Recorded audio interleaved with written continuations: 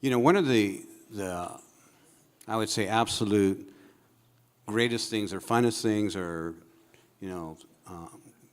things that just really impact me, give me joy is an opportunity to present and brag on somebody. And I get to do that with Marian Kaanon, who's our guest today. Marian is somebody who I highly esteem, and I think of the word kinship. I mean, there's few people that you develop that relationship, and I'm really fortunate that I have many of you here that I would consider kinship, having that relationship. And Marian is one of those individuals. She's the president and CEO of Stanislaus Community Foundation. She's a daughter of immigrant parents, and her parents moved to Modesto when she was a child. She graduated from our very own Bayer High School. She attended our very own Modesto Junior College, and she graduated from UC Davis with a degree in communication studies. She's the mother of 2 children, Olivia and Luke, and they have here share one characteristic you deeply appreciate about Marian, and that's impossible, Mike. I can't do that. So I'm just going to give a quick list. Visionary, leader, advocate, a finisher, a closer, and I like to call her the assassin. because if I'm going to go to war, or if there's something I got to get done, I want Marian on my left. Please, let's give a hand to Marian Kaanon. Talking about that MJC search committee. I know. We can keep this. I've got a thing. That was assassin. They used to call me the Syrian assassin in high school. No joke. I'm honored to be here today, mostly because I'm really preaching to the choir. When I think about servant leadership, literally every face in this room comes to my mind. And I could easily step off this stage and have any one of you step up and have this similar conversation about servant leadership. There are people in this room that literally walk their talk, and I am just grateful to be amongst you and for a few moments be standing on the stage. So I'll start with my resume virtues. I'm the CEO of the Community Foundation. You heard some factoids about my life. We've had some good success at the Community Foundation the last few years.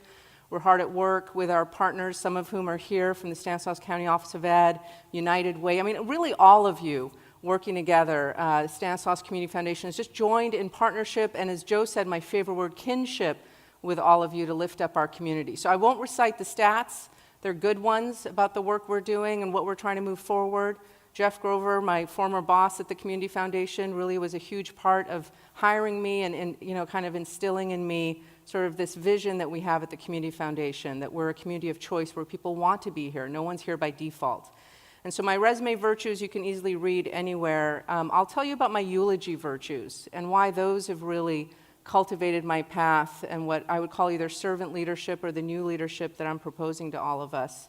And it's not new, it's old, and it's, again, something you all embody. So I was born in Iraq. I'm the middle of 3 sisters. When I was 5, my family chose to move. The Iran-Iraq war was about to happen, and they really recognized as Christians that it was going to become increasingly difficult to practice our faith in the Middle East. And as all of you know, it's always been very difficult for Christians to practice their faith in the Middle East. So we left. We hopscotched around for the next 2 years to several countries, ended up in Canada, and grew up in Calgary, Alberta, and then moved here when I was 15, and really Modesto has become my hometown and is my hometown. I love it deeply. So fast forward, I began to build my career, got married, got divorced. I have 2 amazing children, Olivia and Luke. And then a few years ago, at the height of what I would call sort of a successful life, those things happened. I got a divorce, and then within 6 months of that, both my sister and my mother were diagnosed with breast cancer.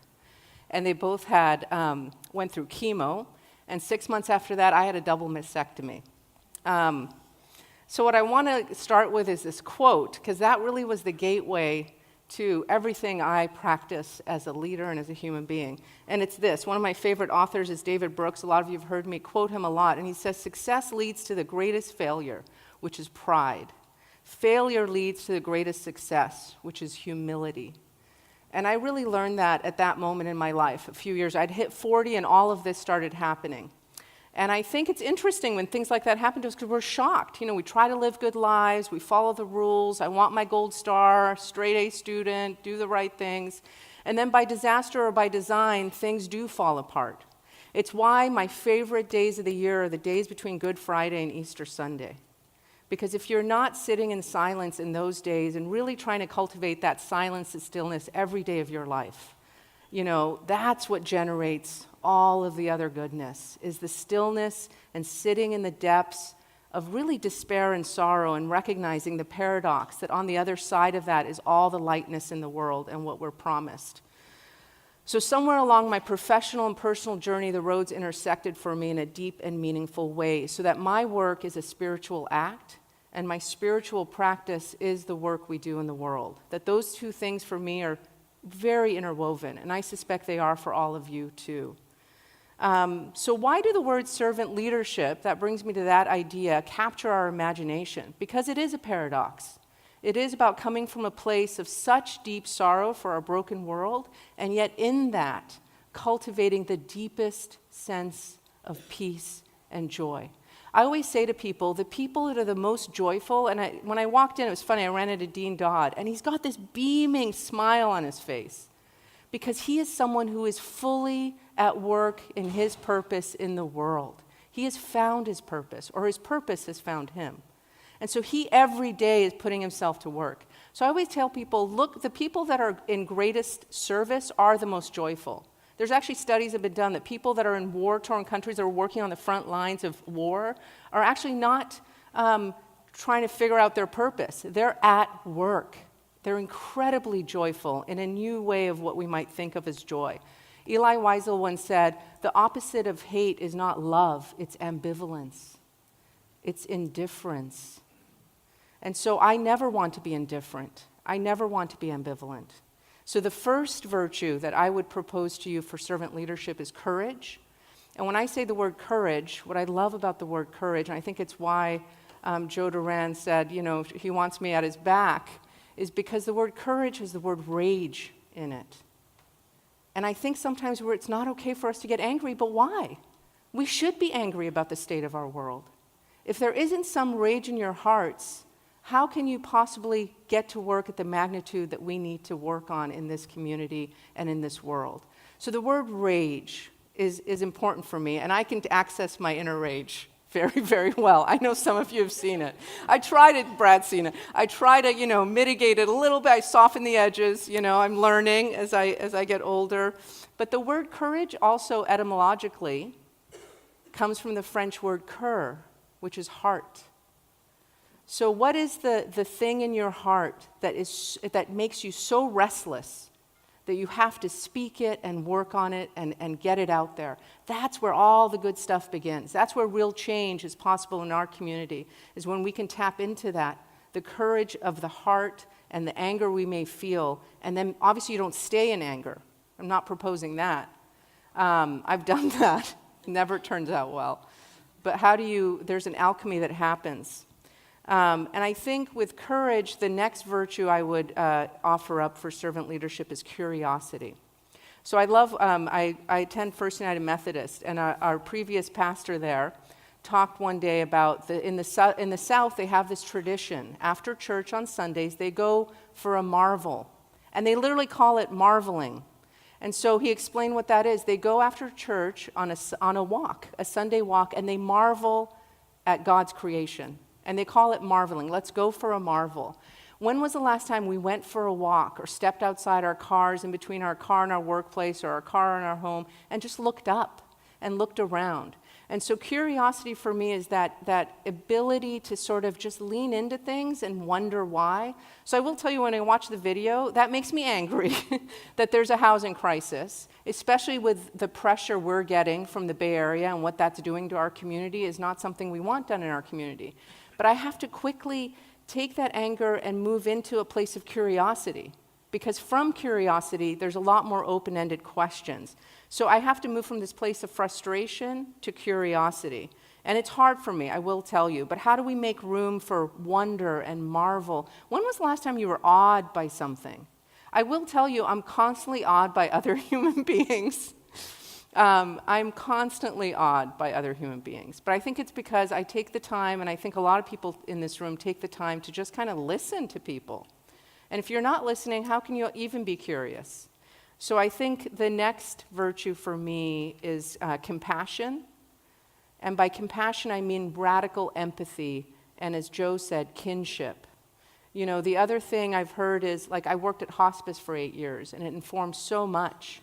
And hospice nurses aren't kind of over here as the healthcare professional and the patient is here.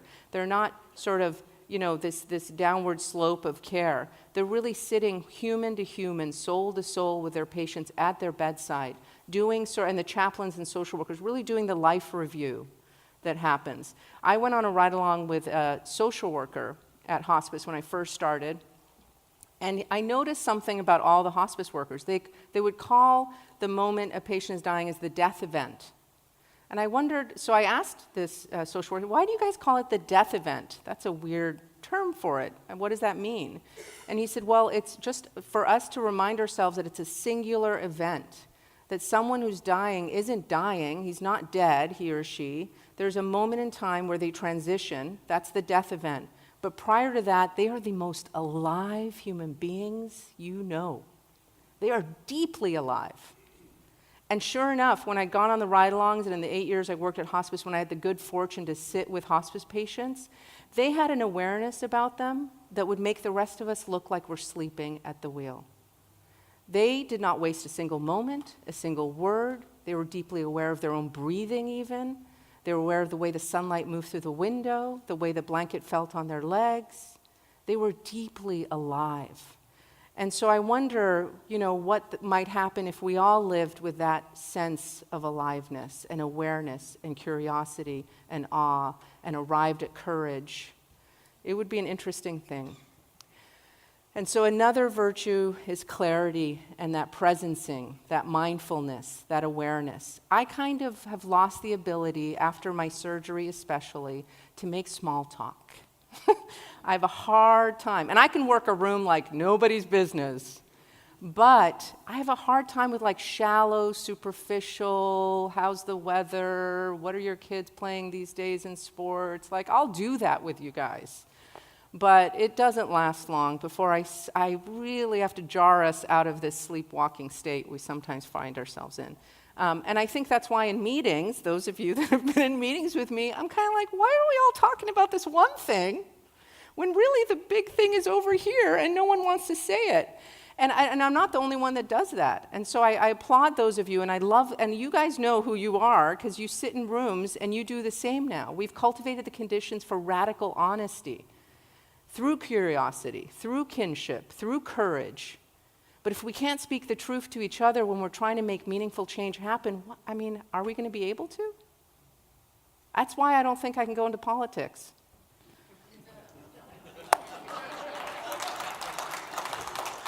And why I have so much rage in my heart right now for what's happening. And then the last virtue, and there's many, is connectivity. And by that I mean beyond kinship is there is a relational field we all are a part of.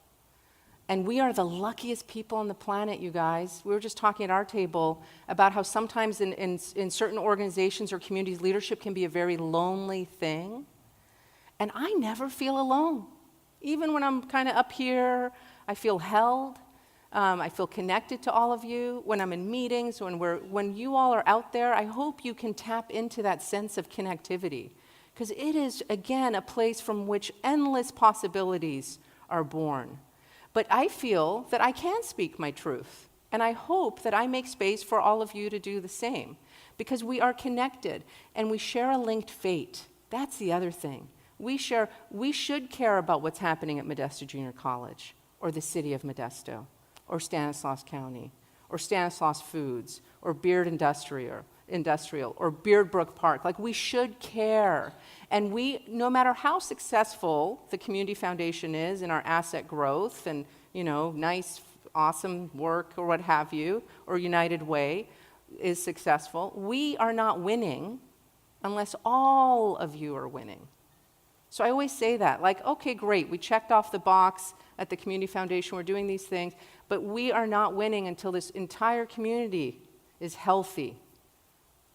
And MJC has good leadership, and the city is doing some bold, innovative things, and the county is trying new things with the provision of social services that they're tasked with. And Bear Brook isn't happening the way it is.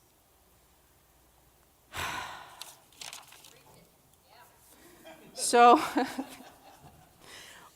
I think just to kind of close, I have 6 minutes. That's amazing, Mike. I'm a fast talker. I think that's part of it. I was worried about running out of time. I should just let's see, I got 6 minutes. What can I do for 6 minutes? So I think, yeah. So I think what's interesting about servant leadership, that paradox of being a servant and being a leader. Leaders set the goalposts, they march people towards the goal, but really we know, and the word servant leadership was coined in 1970 by a man named Robert Greenleaf, and he came up with 10 things, all of which I ignored in the virtues I just explained to you. But the word servant, to serve, right? And I think, again, all of the people here, it's preaching to the choir. I don't have to go too deep into that. But let's think about other paradoxes that we could pair together that would be interesting in terms of leadership. A pilgrim who's a leader, right? Pilgrim leadership. Student leadership.